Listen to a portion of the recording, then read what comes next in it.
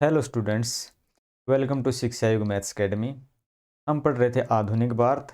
आधुनिक भारत में हमने अब तक पढ़ा था स्वायत्त राज्यों के बारे में। स्वायत्त राज्य में हमने पढ़ा था हैदराबाद, हमने पढ़ा था कर्नाटका, हमने पढ़ा था बंगाल। कल की क्लास में हमने पढ़ा था मैसूर और आज पढ़ेंगे हम मराठा साम्राज्य। ठीक है, आज पढ़ेंगे हम मराठा साम्राज्य। क्लास शुरू करने से पहले आप एक बात ध्यान से समझना कि क्लास अगर आप वास्तव में ही बिल्कुल डीपली पढ़ना चाहते हैं तो क्लास को स्किप मत करना। ठीक है, अगर आप वैसे ही रट्टा लगाना चाहते हैं तो आप बिल्कुल स्किप कर सकते हैं, फिर ये क्लास आपके लिए नहीं है, क्योंकि यहाँ पे रटवाया नहीं जाएगा, बिल्कुल समझाया जाएगा और समझने के लिए आपको समय भी देना पड़ेगा और अपने नोट्स भी लिखने पड़ेंगे। वो बात अलग है, हमारे टेलीग्राम चैनल से आपको नोट्स मिल जाएंगे। बाकी आप अपनी मर्जी से अपने हैंड राइटिंग में लिखना चाहते हैं तो आपके लिए बहुत अच्छा भी रहेगा। और इसके साथ ही मैं बता दूं, हमारी एकेडमी के द्वारा अर्थमेटिक और एडवांस मैथ बिल्कुल कंप्लीट मैथ बिल्कुल फ्री में कराया जा रहा है। आप चैनल पे प्लेलिस्ट में जाके वो भी पढ़ सकते हो।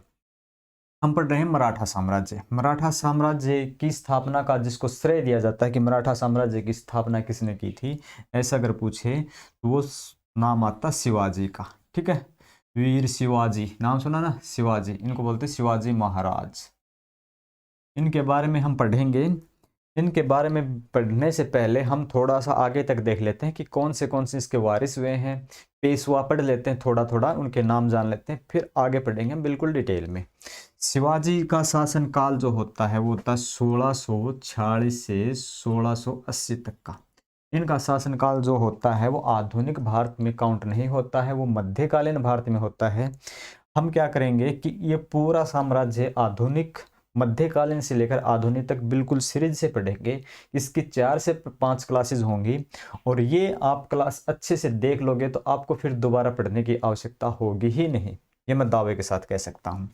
शिवाजी महाराज के 2 पुत्र हैं जिनकी चर्चा इतिहास में होती है। एक तो है संभाजी, ठीक है, संभाजी। और संभाजी का शासनकाल रहेगा इनकी मृत्यु के बाद 1680 में मृत्यु हो जाती है, 1680 से 1689 तक। ठीक है, और इसके बाद का जो शासनकाल होता है वो है राजा राम का। इनके दूसरे पुत्र हैं कौन से, राजा राम। इनका जो समय रहेगा वो रहेगा 1689 से 1700 तक का। ठीक है, ये रहेगा। और इनके बाद का जो शासनकाल रहेगा वो राजा राम के पुत्र होंगे। क्या नाम है इनका, इनका राजा राम के पुत्र हैं, इनका नाम है शिवाजी द्वितीय। ठीक है, इनका नाम है शिवाजी द्वितीय। ये नाबालिग हैं भाई, लेकिन क्या है, शिवाजी द्वितीय की माताजी हैं, उनका नाम है ताराबाई। ठीक है, क्या नाम है, ताराबाई। ये ताराबाई राजा राम की पत्नी है और शिवाजी द्वितीय की माताजी हैं। अब क्या करते हैं, ये ऐसी कहानी क्या हुई कि इधर के कहाँ गए। ठीक है, आपके मन में शायद कोई क्वेश्चन उठता होगा।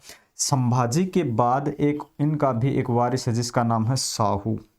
ठीक है, पहली क्लास आपने पढ़ी होगी बिल्कुल, आधुनिक भारत की पहली क्लास जहाँ है वहाँ से शाहू की चर्चा बिल्कुल होती है। और एक मिनट इनका शासनकाल लिख देता हूँ। इनका शासनकाल था 1700 से लेकर 1707 तक का। और शाहू का शासनकाल होता है 1707 से 1749 तक का। ये तो है इनका शासनकाल। एक बार फिर से देखते हैं कि शिवाजी महाराज का समय 1646 से 80 तक। इनकी मृत्यु के बाद संभाजी क्या करते हैं, शासन करते हैं 1680 से 89 तक। इस दौरान क्या होता है कि मुगलों के साथ इनके संघर्ष चलते ही रहते हैं। मुगल सत्ता अभी तक स्ट्रांग है, क्योंकि 1707 में औरंगजेब की मृत्यु होती है। उसके बाद जो कि इनके शासक हुए, सम्राट हुए, कमजोर हैं, लेकिन तब तक इतनी कमजोर नहीं थी मुगल सत्ता। तो मुगल सत्ता कमजोर नहीं हुई थी। उस दौरान क्या होता है कि इनकी किसी संघर्ष में मृत्यु हो जाती है, उसके बाद ये शासन करते हैं।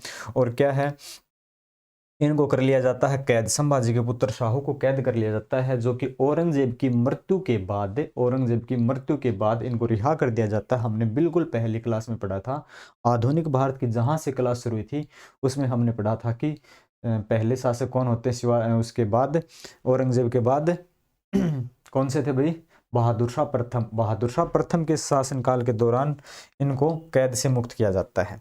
ये तब तक कैद में है, तब तक कौन शासन करता है? राजा राम। राजा राम की मृत्यु के बाद कौन करता है? शिवाजी द्वितीय। ये सिर्फ नाम के हैं, नाबालिग हैं। इनकी माता जी शासन करती हैं 1700 से 1707 तक। 1707 में ये कैद से बाहर आ जाता है तो इनका आपस में विवाद हो जाता है ताराबाई और शाहू का, ठीक है, जिसमें बालाजी विश्वनाथ इनका साथ देता है, जिस कारण क्या होता है कि इनका पक्ष वो कमजोर हो जाता है और ये क्या चले जाते हैं और दक्षिण में चले जाते हैं और ये वहां पे शासन करते हैं। और ये शाहू है, ये महाराष्ट्र का जो मेन क्षेत्र, जो मुख्य क्षेत्र जहाँ पे मराठों की शक्ति है वहां शासन करते हैं। और ये क्या करते हैं, इनका साथ कौन देता है इस लड़ाई में? वो है बालाजी विश्वनाथ, जिनको आगे चल के ये पेशवा घोषित कर देते हैं। हम पढ़ेंगे पेशवा की सूची, ठीक है। पेशवा कौन से पेशवा हैं, तो हम पढ़ लेते हैं पेशवा की सूची। पेशवा सबसे पहला जिसका नाम आता है पेशवा का, वो होता है बालाजी विश्वनाथ। क्या नाम है भाई? बालाजी विश्वनाथ। और इनका जो शासन है वो 1713 से लेकर 1720 तक का है। 1713 से लेकर 1720 तक का शासनकाल है किसका? बालाजी विश्वनाथ का। और यही व्यक्ति शाहू की सहायता करते हैं शासक बनने में, राजा बनने में। और इनके बाद दूसरा जो वारिस है इनका, ठीक है, दूसरा पेशवा है, उनका नाम है बाजीराव प्रथम। क्या नाम है? बाजीराव प्रथम। बाजीराव मस्तानी आपने मूवी देखी थी, यही बाजीराव हैं, इन्हीं के ऊपर वो बाजीराव प्रथम बाजीराव मस्तानी मूवी है।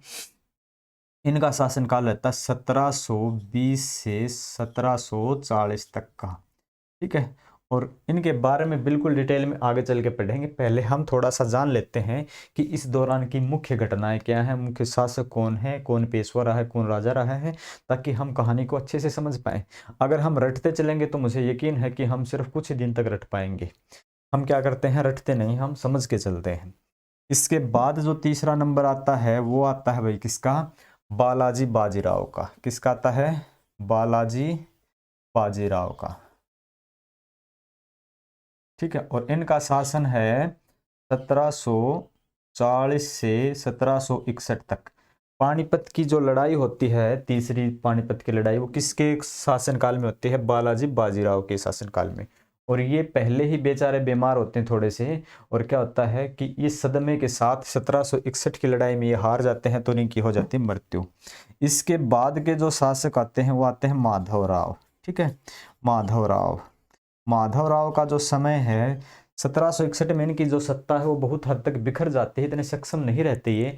लेकिन जब माधवराव आता है तो ये एक बार फिर से मराठा शक्ति का उत्थान करता है। लेकिन दुर्भाग्यवश इसकी भी मृत्यु बहुत जल्दी ही हो जाती है। ये शासन करते हैं 1761 में से पेशवा बनते हैं और 1772 में इनकी मृत्यु हो जाती है। ये ऐसे कैंडिडेट हैं कि इतनी दुर्गति हो चुकी होती है मराठों की, फिर भी क्या करते हैं ये अपनी सत्ता को मजबूत करते हैं। और इसके साथ ही क्या करते हैं ये माधवराव, हमने कल की क्लास में पढ़ा था मैसूर में हमने पढ़ा था हैदर अली को भी ये बाध्य कर देते हैं चौथ देने के लिए, और उनका भी कुछ क्षेत्र ये जीत लेते हैं, ठीक है। कौन? माधवराव। और माधवराव की जब मृत्यु हो जाती है, यहाँ से क्या होता है, मराठों का विनाश आरंभ हो जाता है। जब माधवराव की मृत्यु हो जाती है तो माधवराव की मृत्यु के बाद क्या होता है भाई, इसके दो वारिस होते हैं जिनके बीच झगड़ा हो जाता है। एक का नाम है नारायण राव और एक का नाम है रघुनाथ राव, ठीक है। एक का नाम मैं लिख देता हूँ नारायण राव और दूसरे का नाम है रघुनाथ राव। एक इनका छोटा भाई है और एक इनका चाचा है, ठीक है।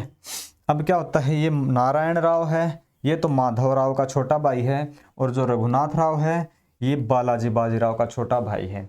अब इनके बीच विवाद हो जाता है कि भाई शासक मैं बनूंगा। नारायण राव कहता है कि मैं पेशवा बनूं, और उधर से रघुनाथ राव कहता है कि मैं पेशवा बनूं। और जो मराठा शक्ति का वास्तविक बिखराव फिर यहीं से शुरू हो जाता है। किसी एक अंग्रेज अधिकारी थे, क्या नाम था उनका, आगे चल के बताऊंगा मैं, कुछ याद आएगा तो। उन्होंने कहा था कि 1761 की लड़ाई में मराठों का जो विनाश नहीं हुआ जितना कि इनके आपसी झगड़ों ने कर दिया, ठीक है। अब है इसके बाद क्या होता है कि कभी ये कैंडिडेट यहाँ से चला जाता है अंग्रेज़ों के पास सहायता लेने के लिए, अपनी कोई संधि कर लेता, फिर कोई संधि, फिर कभी कोई सालबाई की संधि, कोई पुरंदर की संधि है, कोई कुछ अलग अलग बहुत सी संधियाँ पढ़ेंगे हमको, पूना की संधि है। इस टॉपिक में आगे चल के हम 10 करीब करीब 10 संधियाँ पढ़ेंगे और जो हमारे लिए बहुत ज़रूरी होती हैं। तो उन संधियों से पहले हम इनके बारे में बिल्कुल डिटेल से पढ़ के चलेंगे। उसके बाद हम यहाँ से आगे का जो शासनकाल होगा मराठों का, वो बड़ा ही दुर्लभ है और बहुत ही समझने की बात रहेगी। वो आप तभी समझ पाओगे जब इस कहानी को आप अच्छे से समझ लोगे। तो एक बार आप इसका स्क्रीनशॉट ले सकते हो, आप चाहते हो तो, और आप चाहते हो लिखना तो आप लिख भी सकते हो।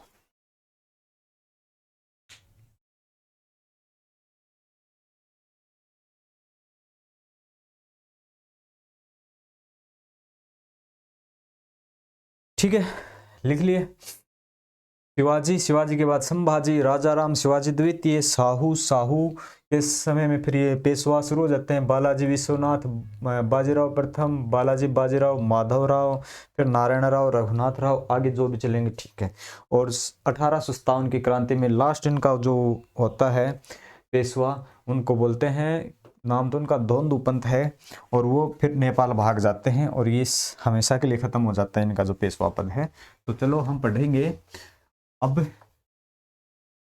मराठा साम्राज्य के बारे में। और ये मराठा साम्राज्य आधुनिक भारत से शुरू नहीं होता, ये मध्यकालीन भारत से आरंभ होता है और आधुनिक भारत तक चलता है और आज भी ये है हमारे देश में। चलो हम पढ़ेंगे शिवाजी महाराज के बारे में। शिवाजी महाराज के बारे में जानने से पहले हम जान लेते हैं थोड़ा सा इनके बैकग्राउंड के बारे में, इनकी पृष्ठभूमि के बारे में। तो शिवाजी हैं, इनके पिता का नाम है,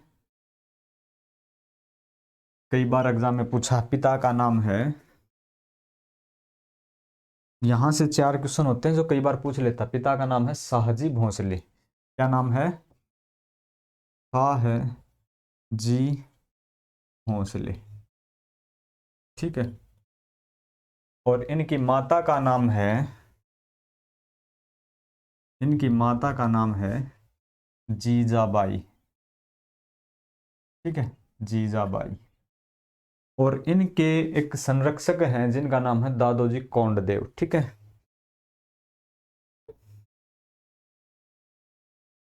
या इन्हीं की देख रेख में इन्हीं का क्या होता है कि उत्थान होता है, उनका नाम है दादोजी कोंडदेव। और दादोजी कोंडदेव हैं, ये एग्जाम में कई बार पूछा है, इनके गुरु भी बोल देते हैं कई बार, लेकिन कई बार एग्जाम में पूछा इनका आध्यात्मिक गुरु कौन थे और इनके संरक्षक कौन थे, तो इसमें थोड़ा सा डिफरेंस हो जाता है। तो वहाँ पे इतना जानना जरूरी हो जाता है कि इनके कौन से क्या लगते थे, ठीक है। तो हम पढ़ेंगे दादोजी कोंडदेव। ये दादोजी कोंडदेव थे इनके संरक्षक, ठीक है, दादोजी कोंडदेव। और इनके आध्यात्मिक गुरु, यहां से भी प्रश्न पूछता है आध्यात्मिक, इनके आध्यात्मिक गुरु का जो नाम है वो है गुरु रामदास। ये 4 क्वेश्चन कई बार पूछते हैं, ये आपको लिखने ही चाहिए। गुरु रामदास है भाई। इनके पिता का नाम क्या था? शाहजी भोसले। माता का नाम क्या था? जीजाबाई। इनके संरक्षक कौन है? दादोजी कोंडदेव। और ठीक है, ये दादोजी कोंडदेव है। और आध्यात्मिक गुरु कौन? इनके गुरु रामदास, ठीक है। हम पढ़ेंगे अब इनकी पृष्ठभूमि बिल्कुल जीरो से। अब ये शाहजी भोसले है ना, ये शाहजी भोसले ये करते हैं अहमदनगर के किले में नौकरी, ठीक है। ये कहाँ करते हैं? अहमदनगर के किले में नौकरी करते हैं। कहाँ करते हैं? अहमदनगर, अहमदनगर। ये अहमदनगर में कार्यरत हैं, अहमदनगर में, अहमदनगर के किले में लिख सकते हैं अहमदनगर में कार्यरत हैं, या बोलते हो सेवारत हैं, ठीक है, वहां पे सेवा कर रहे हैं। अब मुगल सम्राट है उस समय कौन? शाहजहां। 1633 की बात है, 1633 में शाहजहां जिसने क्या बनवाया था भाई? शाहजहां ने क्या बनवाया? ताजमहल, बड़ा फेमस है। शाहजहां क्या करता है? अहमदनगर को जीत लेता। शाहजहां क्या करता है? अहमदनगर को 1633 में अहमदनगर, अहमदनगर को जीत लेता है भाई। ये अहमदनगर को जीत लेता है तो फिर क्या होता है, अब सबसे बड़ी समस्या होती है किसको, शाहजी भोसले को। अभी क्या किया जाए भाई, अहमदनगर तो जीत लिया, अब ये क्या करते हैं, अहमदनगर से यहाँ से छोड़ के ये दूसरी जगह चले जाते हैं, और दूसरी जगह का नाम क्या है भाई, बीजापुर। क्या नाम है, बीजापुर। ये यहाँ से शाहजहाँ के जीतने के बाद ये चले जाते हैं बीजापुर की सेवा में। ठीक है, ये चले जाते हैं बीजापुर की सेवा में। ठीक है, बीजापुर की सेवा में। जब बीजापुर की सेवा में चले जाते हैं तो बीजापुर के अंतर्गत यानी कि बीजापुर के अंडर में एक क्षेत्र आता है, कौन सा, पूना। ठीक है, पूना। अभी क्या करते हैं, शाहजी भोसले अपने पुत्र शिवाजी को कहते हैं कि जो पूना है आप पूना को संभालो। जैसे कि कोई आदमी एक व्यवसाय करता है, बिजनेस करता है कि हमारी वो दुकान, हमारा वो व्यवसाय आप हैंडल करो, मैं ये वाला करता हूँ हेड ब्रांच को। ठीक है, यानी कि मैं हेड ऑफिस पे बैठता हूँ, आप ब्रांच ऑफिस में बैठो, ऐसे हो जाता ना। तो क्या करते हैं ये शाहजी भोसले, इनके नीचे एक छोटा सा एक रियासत है, छोटी सी पूना। ठीक है, पूना रियासत है, यहाँ पे क्या करते हैं ये शाहजी भोसले, ये शिवाजी को दे देते हैं भाई। ठीक है, शिवाजी को सौंप देते हैं। ऐसे नहीं कि यहाँ पे वो बस, क्योंकि ये भी काम कर रहे हैं और ये भी काम कर रहे हैं, चल पुत्र तू वो काम संभाल मेरा। ठीक है, अब तू छोटा नहीं रहा, अब तू बड़ा हो गया है, अब तू पूना की जागीर संभाल। ठीक है, ऐसा इनको बोल देते हैं। लेकिन शिवाजी हैं वो बड़े स्ट्रोंग आदमी हैं, शिवाजी हैं वो बड़े स्ट्रोंग है, उनके मन में बस ये ख्याल है कि हमें तो शासक बनना, हमें राजा बनना, हम कब तक नौकरी करेंगे। नौकर नौकर होता है, मालिक मालिक होता है, इनकी इच्छा मालिक बनने की, ये नौकर बनने की इच्छा नहीं रखते। और क्या करते हैं ये 1646 में तोरण का किला जीत लेते हैं, जो पूना के नजदीक में पड़ता है। ये क्या करते हैं 1646 में तोरण का किला जीत लेते हैं भाई, तोरण का किला जीत लेते हैं।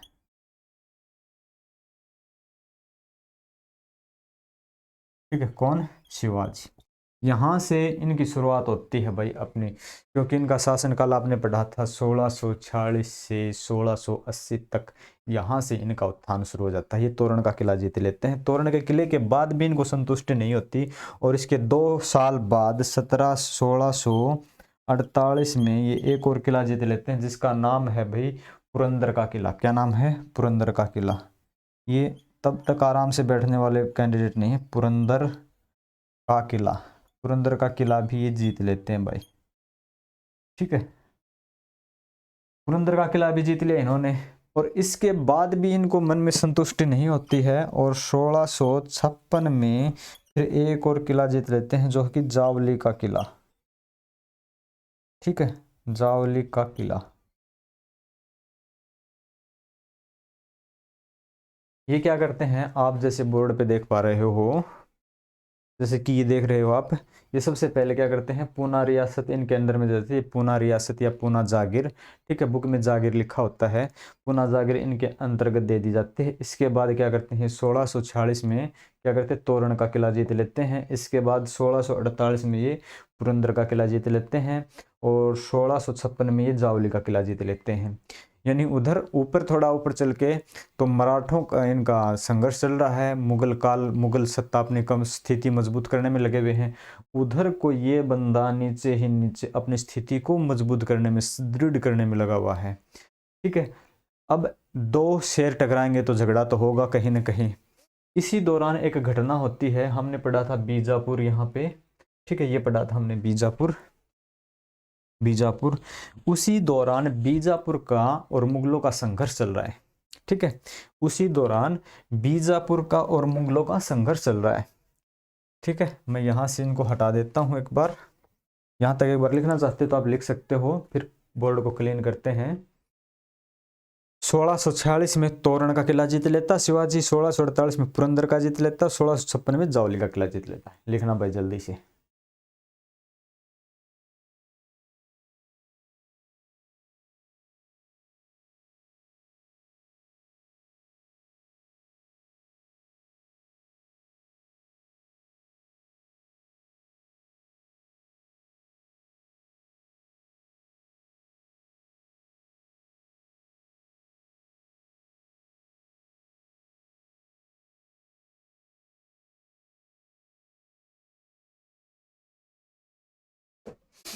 चलो हो गया, इससे आगे बढ़ते हैं हम।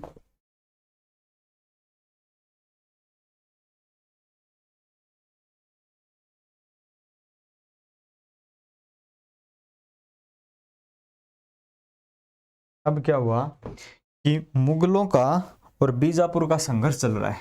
अब एक घटना है मुगलों का, ठीक है, मुगलों का बीजापुर के साथ संघर्ष चल रहा है भाई। मुगलों का बीजापुर के साथ संघर्ष है। अब मुगलों का बीजापुर के साथ जब संघर्ष चल रहा है तो इस दौरान क्या करता है शिवाजी, सोचता है क्यों न हम औरंगजेब, अब शासक औरंगजेब है, शाहजहां नहीं रहे। अब शिवाजी चाहता है कि मैं औरंगजेब के साथ मित्रता करूं। अब शिवाजी के मन में क्या आता है, ठीक है, कहानी को अच्छे से समझो भाई। शिवाजी चाहता है कि औरंगजेब के साथ मित्रता की जाए। शिवाजी औरंगजेब के साथ मित्रता चाहता है भाई, ठीक है, पर होती नहीं है। क्यों? मित्रता तो चाहता है पर होती नहीं, क्यों? औरंगजेब है ना, शिवाजी की तरफ कोई ध्यान नहीं देता, कोई इनकी कोई इच्छा नहीं है शिवाजी से मिलने की और मित्रता की। और इसी दौरान क्या होता है, औरंगजेब की और बीजापुर की संधि हो जाती है। आप कहानी अच्छे से समझते चलेंगे। क्या है कि बीजापुर के साथ औरंगजेब का संघर्ष चल रहा है, लड़ाई चल रही है, और उस लड़ाई में शिवाजी चाहता है कि मैं औरंगजेब का साथ दूं, औरंगजेब के साथ मित्रता करूं, पर औरंगजेब इनकी तरफ कोई ध्यान नहीं देता है, ठीक है। तो शिवाजी अपने एक साइड में बैठ जाते हैं बेचारे। अब आगे क्या होता है कि औरंगजेब है ना, औरंगजेब और बीजापुर, औरंगजेब और बीजापुर दोनों की संधि हो जाती है भाई, ठीक है, दोनों की हो गई संधि। अब दोनों की संधि हो गई, औरंगजेब की और बीजापुर की। अब संधि हो गई है तो संधि के बाद, ठीक है, अब संधि के बाद औरंगजेब कहता है बीजापुर के शासक से कि भाई आप क्या करो कि बीजापुर के अंतर्गत एक पूना जागीर आती थी, मतलब जी आती थी, और वो क्या था कि आपके दरबार में काम करते थे एक कर्मचारी जी करते थे, उनका पुत्र है शिवाजी। आपने शिवाजी को दी थी वो जागीर, हाँ। अब वहां पे कब्जा शिवाजी का है, आप वो जागीर वापस अपने पास लो। इसको कहता है बीजापुर को। अब बीजापुर का शासक क्या करता है, अपने एक सेनापति जिसका नाम है अफजल खां, ठीक है, बीजापुर का जो सेनापति है, सेनापति, इनका नाम है अफजल खां, अफजल खां, ठीक है, रॉन्ग साइड से लिखने में थोड़ी सी तकलीफ है, अफजल खां। अब क्या करता है बीजापुर का शासक, सेनापति अफजल खां को भेजता है, किसके लिए, शिवाजी के लिए। आप क्या करो, शिवाजी को पकड़ के लेके आओ, हमें शिवाजी चाहिए जिंदा या मुर्दा। अब अफजल खां क्या करेगा, शिवाजी को कैद करने के लिए जाएगा शिवाजी के पास, ठीक है। अब शिवाजी क्या करता है, बड़ी चतुराई के साथ, उसको पता है कि अगर ये आ तो रहा है अफजल खां मेरे साथ संधि करने के लिए, पर इसके संधि करने के कोई इरादे नहीं है, ये या तो मुझे मार देगा या मुझे कैद करेगा। शिवाजी पहले ही इस बात के बारे में जान जाता है, तो शिवाजी क्या करता है कि इसको मार देता, बड़ी चतुराई के साथ अफजल खां की हत्या कर देता है, ठीक है। शिवाजी क्या करता है भाई, शिवाजी अफजल खां की हत्या कर देता है, अफजल खां की हत्या कर देता है। अब अफजल खां की हत्या कर देता है। अब अफजल खां की हत्या हो गई, अब समस्या ये भी आ गई। अब औरंगजेब सोचता है कि ये क्या हो गया भाई, हमारा ही कैंडिडेट मार दिया इसने तो, अब विवाद तो बढ़ेगा। आप कहोगे सर बिल्कुल बढ़ेगा, और यहाँ से विवाद बढ़ना आरंभ होता है, और यही विवाद आगे चल के बहुत बड़ा रूप ले लेता है। और क्या करता है कि अफजल खां की हत्या कर देता है, और जो ये बीजापुर है, बीजापुर के बहुत से क्षेत्र पर ये कब्जा कर लेता है। कौन? बीजापुर के अलग अलग क्षेत्र पर जो बीजापुर के अंतर्गत आते थे उन पर शिवाजी कब्जा कर लेता है, ठीक है ना। बीजापुर के अंतर्गत आने वाले कुछ क्षेत्रों पर आने वाले कुछ क्षेत्रों पर शिवाजी कब्जा कर लेता है भाई। ठीक है, शिवाजी कब्जा कर लेता है। अब ऐसी घटना होती है तो जो सम्राट है औरंगजेब, वो आराम से थोड़ी बैठेगा, वो भी कुछ ना कुछ करेगा। ठीक है, घटना क्या हुई थी, बीजापुर की और इसकी औरंगजेब की लड़ाई चल रही थी। इस दौरान शिवाजी चाहता औरंगजेब से मित्रता के लिए, बाकी वो नहीं इंटरेस्ट लेता उसमें। फिर क्या होता है कि बीजापुर की और औरंगजेब की संधि हो जाती है। अब क्या कहता औरंगजेब, जाओ बीजापुर से आप अपनी सेनापति को भेजो और शिवाजी को कैद करके लेके आओ या उसको मार दो। अब अफजल खान आता है शिवाजी को पकड़ने के लिए, मारने के लिए। बाकायदा बड़ी चतुराई के साथ शिवाजी क्या करता है, अफजल खान की हत्या कर देता है और उसके अंतर्गत कुछ क्षेत्र आते हैं, उनके ऊपर कब्जा कर लेता है। ठीक है, आप लिख सकते हो। ठीक है, आप लिख सकते हो, मैं इंक डाल लेता हूं।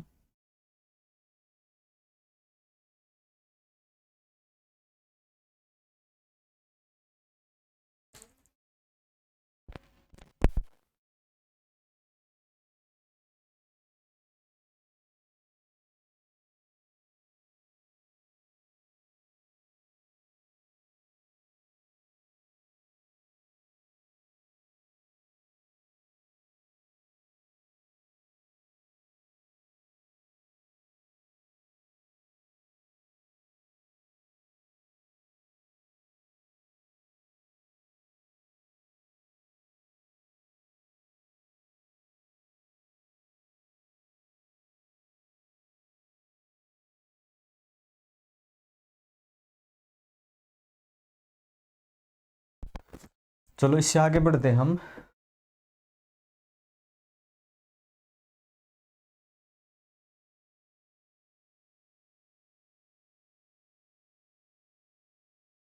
इससे आगे बढ़ते हैं। जब औरंगजेब को इसके बारे में खबर मिलती है कि आपने जिसको ये काम सौंपा था वो तो इस काम को करने में सक्षम नहीं हो पाए।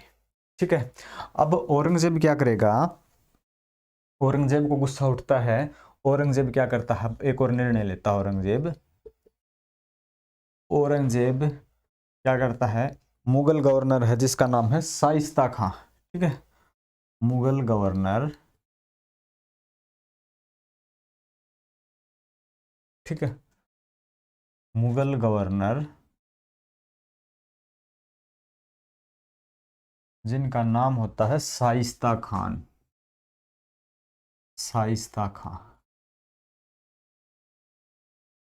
शाइस्ता खां को भेजता है कि जाओ,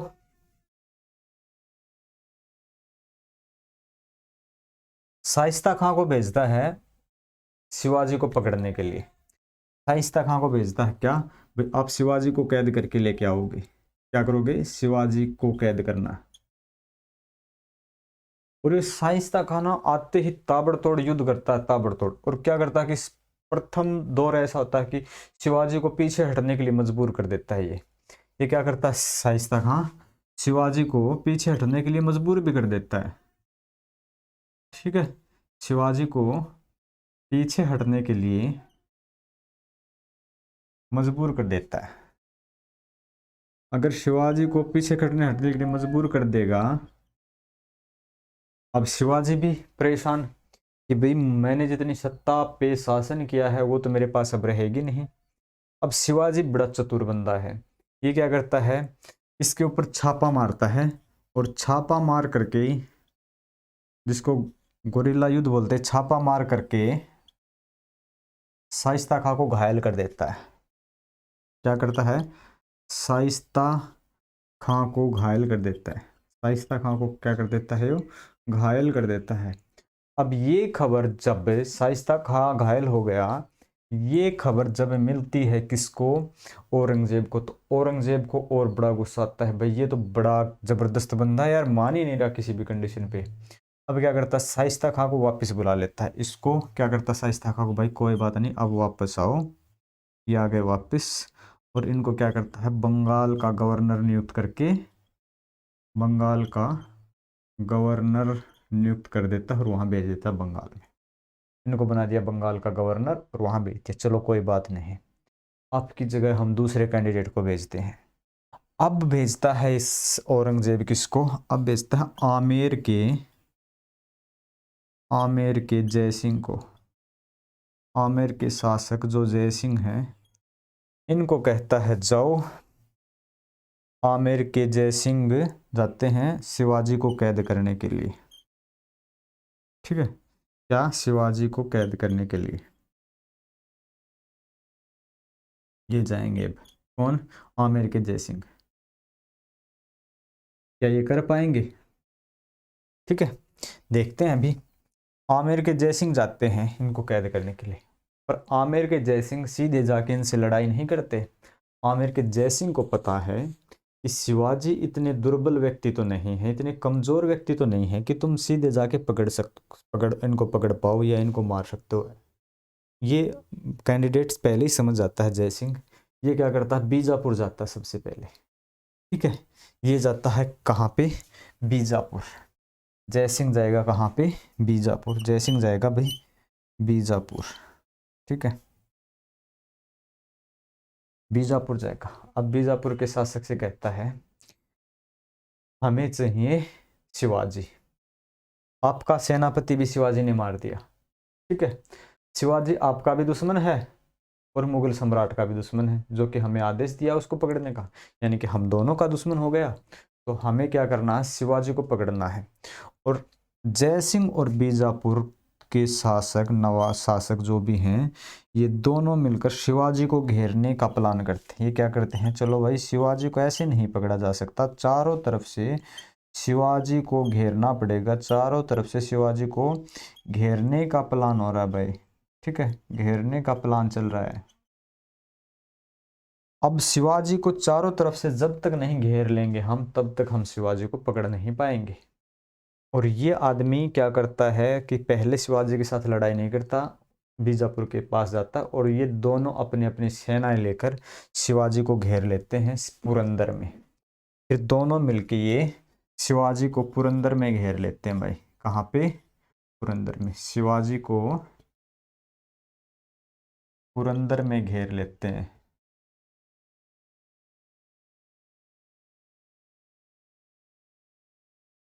शिवाजी को पुरंदर में घेर लेते हैं।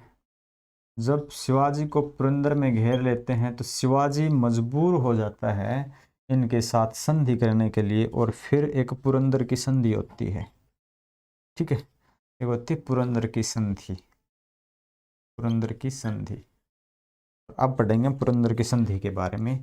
तो संधि के बारे में पढ़ने से पहले हम थोड़ा एक बार फिर से रिवाइज कर लेते हैं इस कहानी को, क्योंकि किताबों से आप नाम तो याद कर सकते हो, रट तो सकते हो, लेकिन कहानी को समझने के लिए आपको थोड़ा समय देना पड़ेगा। और समय तो फिर आप अच्छे से समझ पाओगे, तभी आप अच्छे से पेपर क्रैक कर पाओगे। अब घटना क्या हुई थी, औरंगजेब का और क्या होता है, औरंगजेब का और बीजापुर का क्या हो जाता है, दोनों की संधि हो जाती है। अब औरंगजेब बीजापुर के शासक से कहता है कि आपके अधीन जो क्षेत्र था जहाँ पे अब शिवाजी शासन कर रहा है, हमें वो क्षेत्र चाहिए। तो अब बीजापुर का शासक अपना सेनापति, जिनका नाम होता है अफजल खां को भेजता शिवाजी को पकड़ने के लिए या मारने के लिए। पर चतुराई के साथ शिवाजी किसकी, अफजल खां की हत्या कर देता है, इससे पीछे के स्लाइड में हम पढ़ चुके थे। ठीक है, अब शिवाजी सोचता है कि नहीं, अब औरंगजेब सोचता है कि भाई ये तो काम नहीं कर पाए, अब मुझे ही कुछ करना पड़ेगा और मुझे अपने क्षेत्र वापस चाहिए। अब क्या करता है, ये भेजता है किसको, शाइस्ता खां को, अपना जो गवर्नर है, मुगल गवर्नर है, औरंगजेब भेजता मुगल गवर्नर शाइस्ता खां को शिवाजी को पकड़ने के लिए। ठीक है, शिवाजी को कैद करना है। शाइस्ता खां आता है, स्टार्टिंग में यानी आरंभ के दौर में ये लड़ाई करता है और शिवाजी को पीछे हटने के लिए मजबूर भी कर देता है, लेकिन शिवाजी चतुराई के साथ छापामारी करके शाइस्ता खां को घायल कर देता है। ठीक है ना, शाइस्ता खां को ये कर देता घायल। अब शाइस्ता खां घायल हो जाता है, ये खबर जब औरंगजेब को मिलती है तो शाइस्ता खां को वापस बुला लेता है। ठीक है, और इनको बंगाल का गवर्नर नियुक्त करके वहां भेज देता है। और इनके स्थान पे एक नए कैंडिडेट को भेजता है जो कि आमेर के जयसिंह है। आमेर के जयसिंह को भेजता है, जाओ आप शिवाजी को कैद करके लेके आओ। अब आमेर के जयसिंह को भी ये पता है कि हम शिवाजी को इतने आसानी से कैद नहीं कर सकते। ये सीधा शिवाजी के साथ नहीं लड़ता है, ये जाता है बीजापुर के पास। बीजापुर के पास जाकर उनको कहता है कि आपका सेनापति भी इसने मार दिया और मुगल सम्राट के साथ भी इसकी दुश्मनी, हम दोनों मिलके इसको चारों तरफ से तब तक न घेर लेंगे, तब तक ये कैंडिडेट हमारे पकड़ में नहीं आएगा। और क्या करते हैं, शिवाजी को कैद करने के लिए चारों तरफ से घेराबंदी कर देते हैं। ठीक है, अब घेराबंदी के दौरान शिवाजी को पुरंदर में घेर लिया जाता है और पुरंदर में घेरने के बाद शिवाजी मजबूर हो जाता है और मजबूरी के कारण शिवाजी को पता है कि या तो हमें संधि कर लेनी चाहिए, नहीं तो अस्तित्व हमारा भी खतरे में हो सकता है। तो इस कारण पुरंदर की संधि कर लेता है शिवाजी इनके साथ। ठीक है, और पुरंदर की संधि में क्या क्या है वो हम पढ़ेंगे। एक बार के लिए आप इसको लिख सकते हो, मैं साइड हट जाता हूँ, आप एक बार लिखो जल्दी से।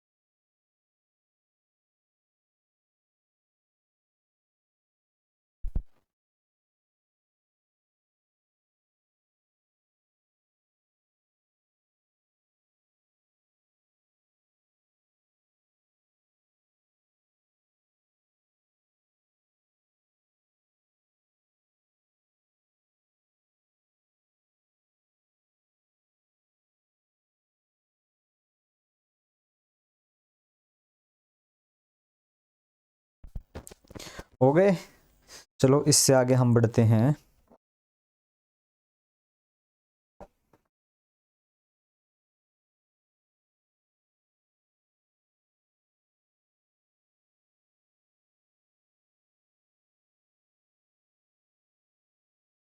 अब आगे की क्या घटना होती है, अब होती है पुरंदर की संधि। क्या होती है, पुरंदर की संधि। पुरंदर की संधि, इस संधि में क्या होता है कि 24 किले, सॉरी 24 नहीं 23 किले हैं। ठीक है,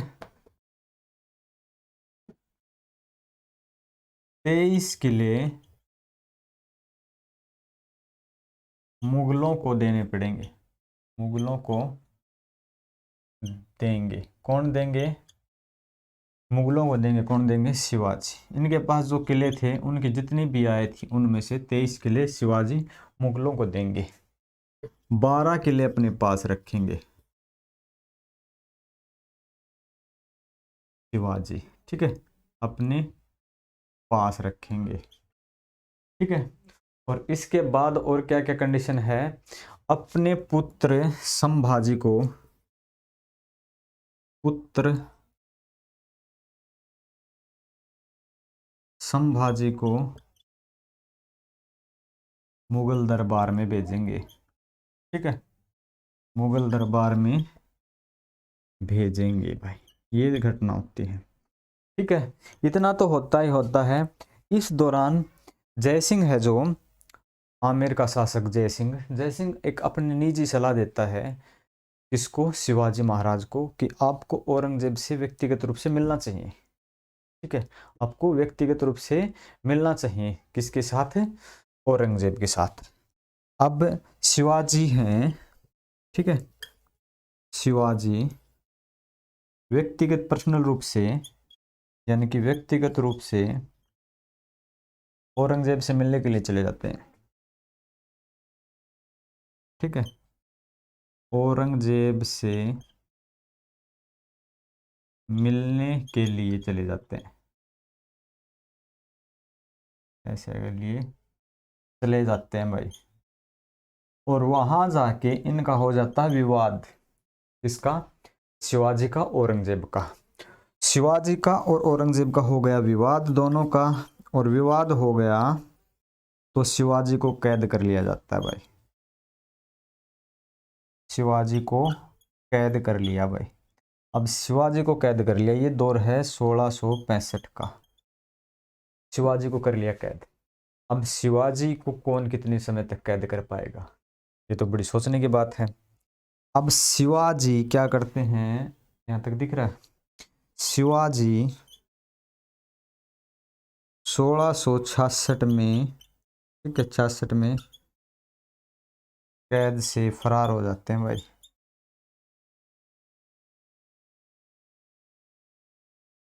शिवाजी हो गए कैद से फरार, मुगलों की कैद से फरार हो गए शिवाजी।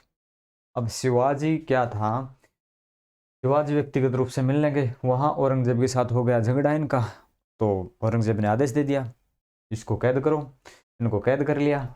कैद के बाद 1 साल के बाद ये फरार हो जाते हैं कैद से, ठीक है, शिवाजी कैद से हो गए फरार। फरार होने के बाद शिवाजी को पता चलता है कि भाई ऐसे काम तो नहीं चलेगा, ऐसे तो काम चलने वाला है नहीं। ये क्या करता है, फिर से सूरत को जीत लेता है, ठीक है, फिर से क्या करता है, ये सूरत को जीत लेता है। 1670 में ये वापस कैद से फरार हो गया, ये आता वापस 1670 में फिर से ये सूरत को जीत लेता है, ठीक है, सूरत को ये जीत लेता है। 1674 में ये अपना राज्याभिषेक करवाता है, राज्याभिषेक, ठीक है।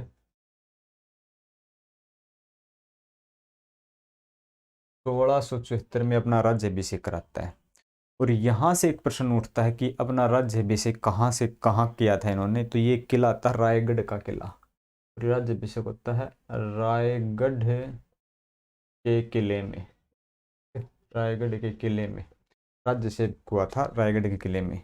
और किस पंडित ने किया था, ये थे गंगा भट्ट, गंगा भट्ट, ठीक है, गंगा भट्ट इनका नाम था, ठीक है, गंगा भट्ट पंडित थे, ये पंडित थे भाई, इनका नाम है पंडित, नाम है गंगा भट्ट। कौन है ये, पंडित, ठीक है, गंगा भट्ट, गंगा भट्ट पंडित ने किया था, रायगढ़ के किले में किया था। क्या किया था, राज्याभिषेक कब किया था, 1774 में।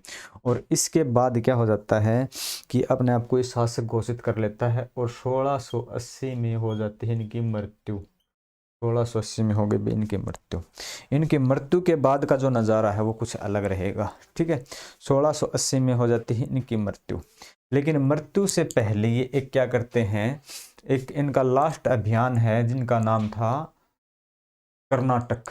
कर्नाटक पर एक बार ये थोड़ी सी विजय हासिल करते हैं, जहाँ ये जिंजी और वेलोर को जीत लेते हैं। मरने से पहले कर्नाटक पर अभियान करते हैं कि जो जिंजी और वेलोर को जीत लेते हैं। और यही जिंजी है ना, ये जिंजी, जिंजी और वेलोर को जीत लेते हैं। और ये जिंजी है ना, ये वो क्षेत्र है जब संभाजी की मृत्यु हो जाती है और राजा राम है वो इनकी जिंजी की शरण में ही रहते हैं, अपना समय गुजारते हैं। और ये आगे हम पढ़ेंगे, लेकिन जब क्या पढ़ रहे थे हम, यहाँ 1680 में हो जाती है इनकी मृत्यु। इनकी मृत्यु के बाद संभाजी शासक बनते हैं, संभाजी के बाद राजा राम, और जो आगे आगे स्टेज आएंगी वो हम बिल्कुल डिटेल से पढ़ेंगे। और थोड़ी सी कहानी और है कुछ ऐसी नॉर्मली, उसके बाद जो कहानी है बड़ी इंटरेस्टिंग रहेगी, और बड़ी लड़ाइयाँ हैं, बड़ी संधियाँ हैं, वहाँ पे आपको मिस नहीं करना है किसी भी कंडीशन पे। तो आज की क्लास हम यहीं पे ख़त्म करते हैं, और अपनी क्लास, अपने कोर्स को जारी रखने के लिए आप क्या करें, क्लास डेली बेस देखते रहें, चैनल को सब्सक्राइब करें, वीडियो को ज़्यादा से ज़्यादा शेयर करें अपने दोस्तों के साथ, अपने मित्रों के साथ। Thank you.